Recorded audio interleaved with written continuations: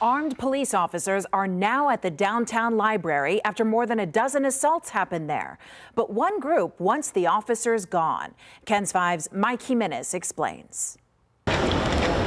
Saturday afternoon, activists with Act for SA held a read-in in the San Antonio Central Library to protest a 6-month pilot program putting SAPD officers at the library. In the period leading up to the pilot, over the last 2 years or so, we had 18 assaults of patrons to one another, to our in-house security, and to our employees. Haley Holmes with the Central Library says after the assaults, they decided to try a few tactics, including the pilot program, which is to have SAPD on site a few hours, a couple to 3 days each week, so very minimal amount of time, to see if that might make a difference. Activists say having SAPD officers at the library is intimidating and not good for the community.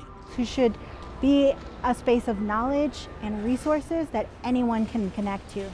And in this country, we're losing that, like free spaces for us to just be in community with each other. Act for SA say they realize there needs to be a response to the assaults, but is calling for other solutions. Officials with the library say they realize having officers at the library is not a perfect solution. So we are planning a variety of different things, like having more training for staff on de-escalation, as well as working with UTSA on a needs assessment to see are there other things we could do, like maybe social workers in the library. After the program ends in mid-May, library officials say they will look at the impact.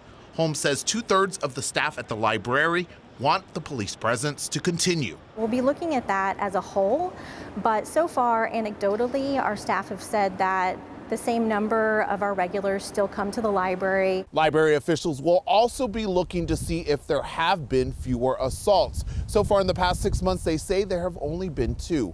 Mike Jimenez, KENS 5.